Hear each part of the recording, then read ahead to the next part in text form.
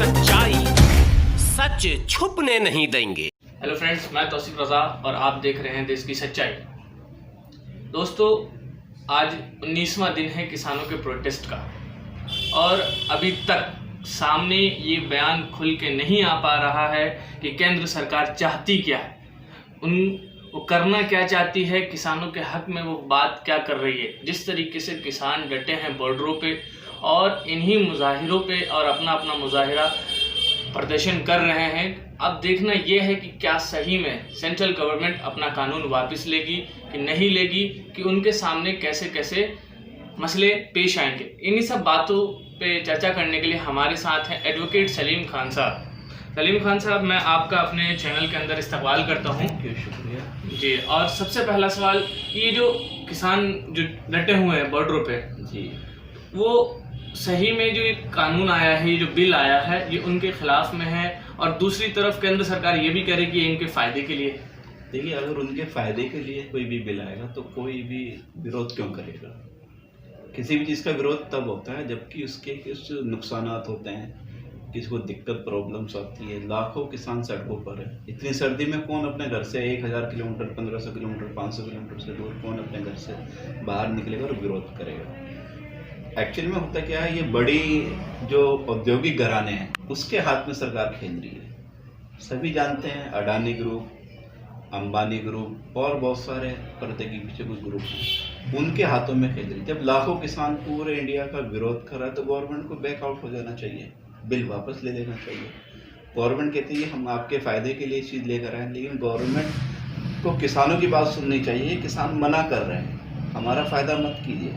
MSP पे वो लिखित गारंटी मांग रहे, नहीं दे रहे आप। एपीएमसी पे लिखित गारंटी मांग रहे, नहीं दे रहे आप। तो फ़ायदा किस चीज़ का? जिस चीज़ का किसान विरोध कर रहे हैं उसको आश्वासन दीजिए। आप बिठाते हैं 19 दिन, आज इतनी सर्दी के अंदर हो गए, आपकी तानाशाही चल रही है गवर्नमेंट की। आप चाहते हैं किसान, अभी उन्होंने कुछ दिनों से करना शुरू कराया कि अपने कुछ फर्जी, जिसको बोलूँगा मैं, तो किसान संगठन खड़े करके और उनसे मीटिंग का वो ढोंग कराते हैं। फिर कहते हैं ये किसान हमारे समर्थन में आ गए, चाहे वो उत्तराखंड का किसान हो, चाहे भानु ग्रुप का, भानु प्रताप ग्रुप का किसान हो। तो वो ये सब ड्रामेबाजी देश की जनता जानती है, लेकिन किसान। यहाँ एक बात एडवोकेट साहब, मेरा ये भी सवाल है जी कि क्या सरकार जो है पूरी की पूरी तरीके से जो बिजनेसमैन है उनके इशारों पे काम कर रही है क्या? Sure definitely. ये दिखाई नहीं दे रहा है, कई लाख किसान, बच्चे, बूढ़े। आज 12वीं मौत हुई है, रिसेंटली अभी न्यूज़ आई है, 12वीं मौत आज हुई है। आज से पहले 11 लोग ठंड के अंदर मर चुके हैं। इनको क्या दिक्कत है? जब किसान मांग कर रहे हैं कि आप इसको वापस ले लीजिए, नया कोई कानून बना दीजिए और हमसे चर्चा कीजिए। आप एक बात बताइए, कोई भी चीज़ किसी के हक में आप बना रहे हैं तो उससे चर्चा तो करेंगे ना। इतना बड़ा वर्ग है, करोड़ों लोग किसान, हमारी खेती पर आधारित हमारी सारी अर्थव्यवस्था डिपेंड करती है। उन्हीं के मेन करता धरता किसान संगठन है, किसान है। जमीनी ग्राउंड पे आपने कोई बात नहीं करी, किसी से चर्चा नहीं करी, उठा के बाई फोर्स आपने कानून को लागू कर दिया क्योंकि बहुमत आपका है। मतलब तानाशाही वाली सरकार चल रही है पूरी डेफिनेटली तानाशाही। ये तानाशाही नहीं क्या है, आप जा तो टेबल पे बात करते हो, किसान बात मानते नहीं, वो अपने सड़कों पे चले जाते हैं। आप बंगलों के अंदर जाके सो जाते हो। किसान ठंड में मर रहा है, बंगले के अंदर गर्म कमरों के अंदर लेटे हुए। अगर सर ये बताइए कि अगर किसानों का ये बिल वापस नहीं आया होगा तो ये इसी तरीके से अपना मुजाहिरा पेश करते रहेंगे? आई थिंक क्योंकि हक की लड़ाई लड़ रहे हैं। अभी आप देखिए, सबसे पहले ये किसान पंजाब से शुरू हुए थे, धीरे धीरे दायरा बढ़ता गया, हरियाणा, पश्चिमी उत्तर प्रदेश, उत्तराखंड, और अब कल से आप देख रहे हैं कि पूरा दिल्ली जयपुर हाईवे ब्लॉक कर रखा है। 25,000 से ज़्यादा किसान संगठन वहाँ पर, 25,000 से ज़्यादा किसान वहाँ पर डटे पड़े हैं धरने पर। पूरा दिल्ली जयपुर हाईवे ब्लॉक हो चुका, पूरी दिल्ली लगभग 80% ब्लॉक है चारों तरफ से। तो इतनी ज़बरदस्त ठंड में बैठे हैं, तो वो उनकी बात सुननी चाहिए, गवर्नमेंट को माननी चाहिए। आप कह रहे हो हमने उनके हक में बात रखी है, बिल लेकर आए, तो वो कहते हैं हमारे हक में नहीं, हमारा नुकसान में आप ड्रॉबैक कर लो। मगर लगातार सर सोशल मीडिया पे एक पोस्ट वायरल हुई, उमर खालिद को, सर्जिल रिमांड को निकालने की बात की जा रही है। लगातार किसान के हाथों में बैंड तक दिखी हैं, इस पर क्या बयान है? वही बात आ गई जो गवर्नमेंट पहले से चली आ रही है। मुद्दा कुछ होता है, डाइवर्ट कहीं और करने में माहिर हैं ये लोग। मुद्दा उत्तर का होगा, डाइवर्ट दक्षिण में करेंगे, इसमें माहिर हैं ये। अपने कुछ लोगों को भेजकर शर्जील इमाम या उमर खालिद के पोस्टर लहराकर किसानों के आंदोलन को बदनाम करने की कोशिश की जा रही है। और अगर किसी ने उनका मुद्दा उठाया है तो वो हाके, लोकतांत्रिक देश है, कोई कहीं भी अपने किसी भी मंच पे कोई भी मुद्दा अपना उठा सकता है।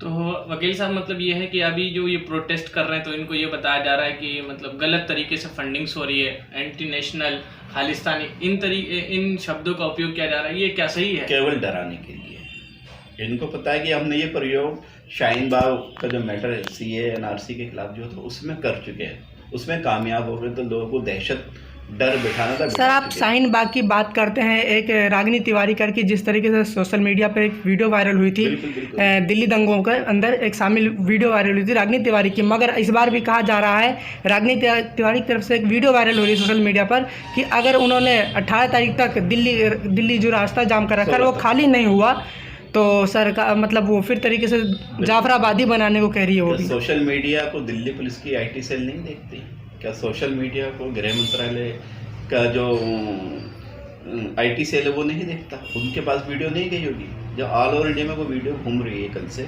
उनको नहीं मालूम, उन्हें नहीं पता कि इससे सांप्रदायिक सद्भाव बिगड़ेगा। देश ऐसी चीज़ों को रुक क्यों नहीं रहे फिर?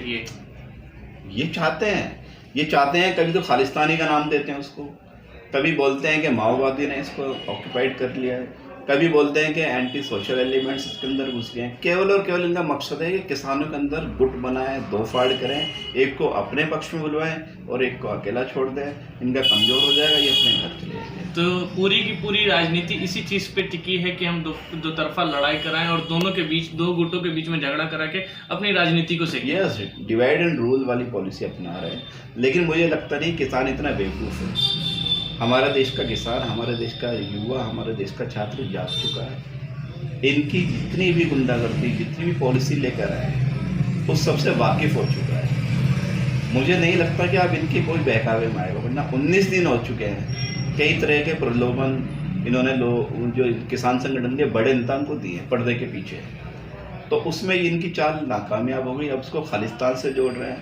मतलब इनको ये नहीं लगता ये खालिस्तानी लोग हैं जिन्होंने कोरोना काल में पूरे इंडिया में इतने लोगों, भूखे लोगों को खाना खिलाया, खाना बांटा। ये लोग खालिस्तान है, खालिस्तानी आतंकवादी हैं। ये लोगों का पेट भरा। सबने देखा सिख समुदाय ने, किसान समुदाय ने कितना सहयोग करा है पूरे इंडिया को खाना बांटने में, दवाएं बांटने में, ज़रूरत का सामान देने में। कोरोना काल के अंदर उन लोगों को खालिस्तानी कहकर उनके मान सम्मान को, सिख समुदाय के मान सम्मान को, आत्म सम्मान को ठेस पहुँचाया है। तो ये इस बार शायद नहीं चलेगा। तो मतलब एक ही फैसला रह गया है कि वो अपना बिल वापस लें, और नहीं तो इसके बाद और भी कुछ अंजाम हो सकता है। ऐसा ना हो कि CA NRC की प्रोटेस्ट की तरह कि दंगों का रूप न ले कहीं। नहीं, हमारे देश का किसान बहुत सहनशील है। अगर वो सहनशील नहीं होता तो 19 दिन से ठंड में बैठा हुआ है। बीवी बच्चे बहुत से यहाँ पर हैं, बहुत से उनके घरों पर हैं। बिल्कुल भी कोई भी उसने ऐसा हिंसक प्रदर्शन या उग्र प्रदर्शन या उग्र बातें नहीं बोली। डिमांड है, संवैधानिक राइट है, संवैधानिक अधिकार है अपनी बातों को मंगवाने। अच्छा वकील साहब, अभी हाल ही में आम आदमी पार्टी के जितने नेता थे, संजय सिंह से लेके मनीष सिसोदिया और भी जितने भी बड़े बड़े नेता थे, उन सबों ने एक धरना प्रदर्शन किया था कि जब मोदी सरकार डरती है तब जो है पुलिस को आगे करती है। इसका क्या रीज़न है और क्या किस वजह से इस बात को बोला गया? सिंपल तरीका है, आप जाइए, आप तो कवर करते हैं, रिपोर्टिंग करते हैं, बॉर्डरों पे जितने किसान हैं उससे ज़्यादा फोर्स खड़ी कर रखी है उन्होंने, उससे ज़्यादा फोर्स को रिजर्व कर रखा है। ये क्या है? डर, दहशत बैठाने के लिए। इसलिए जुमला यूज होता है कि पुलिस को आगे करके लोगों में दहशत कि वो अपनी संवैधानिक मांगों को ना मांगे। ये सब चीज़ अब इस देश में नहीं चलेगी। देश का बेड़ा गर्क कर रहे हैं ये लोग। कुछ लोग ऐसे हैं जो देश को बर्बादी की तरफ ले जा रहे हैं। अच्छा, अभी सेंट्रल गवर्नमेंट ने जो है मतलब ऐसा किया कि अरविंद केजरीवाल जो दिल्ली के CM है उनको नज़रबंद कर दिया। इस चीज़ को करने की नौबत क्या थी उनकी? तो ये सब जानते हैं। एक दिन पहले हमारे मुख्यमंत्री केजरीवाल साहब सिंधु बॉर्डर गए थे, किसानों से मिले थे। किसानों ने उनको बहुत अच्छा सम्मान दिया था। अगले दिन वो उनका फिर और भारत बंद की कॉल थी। सबको अधिकार है, राजनीतिक पार्टी है, राजनीति करते हैं, किसानों के हक में बोलेंगे, धरना प्रदर्शन करेंगे। उसको रोकने के लिए दिल्ली में इतनी तानाशाही आप शुरू से देखते आ रहे हो। तो सर एक बात और यहाँ मेरा दूसरा सवाल ये भी है कि किसानों का ये कहना हो रहा है कि हमारे साथ जो राजनीतिक दल जुड़ रहे हैं वो इस तरीके से जुड़े जिस तरीके से हम यहाँ बैठे हैं ठंड में ठिठुर रहे हैं, उसी तरीके का हमारे साथ भी रिएक्शन हो। तो ये ऐसे में क्या राजनीतिक पार्टियों के जो लोग हैं वो उनके साथ सही में कदम से कदम मिला सकेंगे? आप ये बताएं, जब बुराड़ी में निरंकारी कॉलोनी के बुराड़ी ग्राउंड में इनको आने की परमिशन दी गई थी, सबसे पहले दिल्ली सरकार ने इनके खाने का, पीने का, रहने का सारा इंतजाम किया था। आप वाकई में चीज़ से आप रिपोर्टर हैं, सारा इंतजाम उन्होंने किया था। पानी का आज भी वहाँ पे कैंप लगा रखे दिल्ली सरकार ने, खाने की सारी रसोइयाँ चल रही हैं। तो इसमें राजनीति कहाँ से आ गई? ये सेवा भाव है। जो लोग अपने घर छोड़कर आए हुए हैं, सड़कों पर पड़े हुए हैं, उनके लिए जितनी मदद आम आदमी पार्टी के कार्यकर्ता करते हैं, बाकी संगठन कर रहे हैं, छात्र संगठन कर रहे हैं, सामाजिक संगठन कर रहे हैं, सब सहयोग दे रहे हैं, क्योंकि उनकी किसानों की मांग जायज़ है।